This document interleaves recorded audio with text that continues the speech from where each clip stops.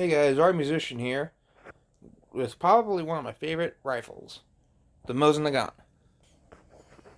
The Mosin Nagant comes from two inventors, Mosin, who invented the rifle part, and Nagant, who invented the magazine. Now, the reason why Russia decided to do it this way is because before this rifle, they were still using, well, I believe were Berdan rifles, which were black powder um, single shot rifles. So basically, when everyone else was using repeating smokeless rifles, Russia was basically 2 generations in firearms technology behind. This is my second time trying to record this video, and I'm trying to save some time. This is the bolt that's complete when it's completely disassembled. I will do a disassembly video on this separate. Here's the inside of the magazine. It is a 5-round single stack mag that takes 760 by 54R. And then you can see right here, here's the trigger. Goes down, goes kablooey. Neat thing about not only having a pretty simple bolt, it's got a simple magazine. It's just latched to the bottom. Open her up, pinch, and you can clean this and put it back in. So this is the firearm that would have been used in the Russo-Japanese War and World War I. And as, I don't know if you saw on the receiver marking, this one's dated 1941. So they're using this up to World War I in this model. Or sorry, World War II. Speaking of World War II, I'm going to show you the next iteration of this rifle and show you the changes. I will say, as a side note, sorry, words are hard. When you're putting this bolt back together, let's get this back to focus, you got to make sure that that screw is completely flush with the back of this. Or else you're either going to have a very protruding firing pin or not protruding enough firing pin. So light strikes or overstrikes, which are never good.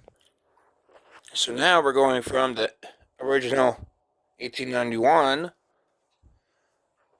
to the 91-30. There we go.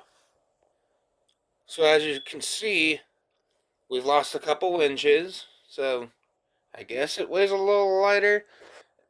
With this particular 9130, it could be the stock. Hi, Dolly.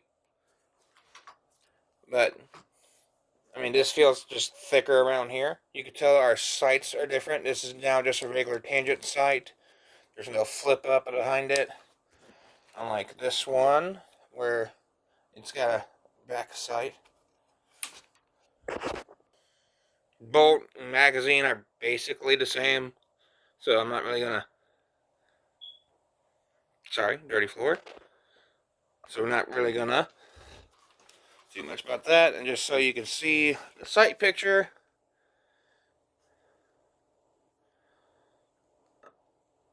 oh, so I guess that's what I was mentioning. We have a front sight protector now, and that'll be present on basically all other Mosins besides one that I could think of after the M91.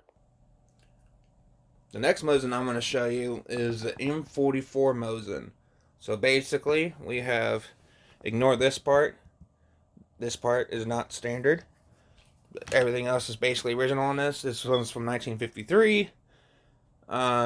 Same tangent sight-ish, just obviously shorter range because of a much shorter barrel. And now we got a folding bayonet, which, push down on here.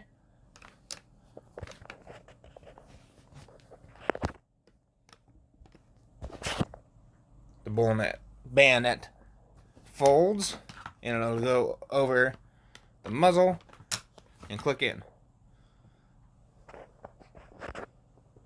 And then just to get a quick view of what your sight base kind of looks like. I am missing the only Russian, Mosin that I am missing from this one is the M38, which is basically an M44 without the bayonet. But I do have a Mosin that I feel is very fucking cool, and it's probably one of my favorite Mosins. Look at that. I believe this is an M38 Mosin. Basically, these are captured Mosin guns that Finland had decided to modify for their own specific needs, so we don't have an O-ring sight protector anymore. But we have some sight protector, almost what people might recognize from more of an AR-15. Or, I mean, obviously those weren't around back then, but it's the center and V post thingy. We got a full handguard, side swivels, more of a cavalry thing, but it was, on these. And we're kind of almost similar to the original M1891 model sight, but different. So flip up. I really love this gun. Like, I cannot stress how much I love this gun. It's still the same bolt. And yeah, same caliber and everything. I hope you guys enjoyed this video. I really enjoyed cleaning these, learning about them, and I hope you learned something about it. If you did, leave a like on the video, share, subscribe. If you want to see some shooting videos, let me know. Hopefully I'll get those started soon. So, have a good day.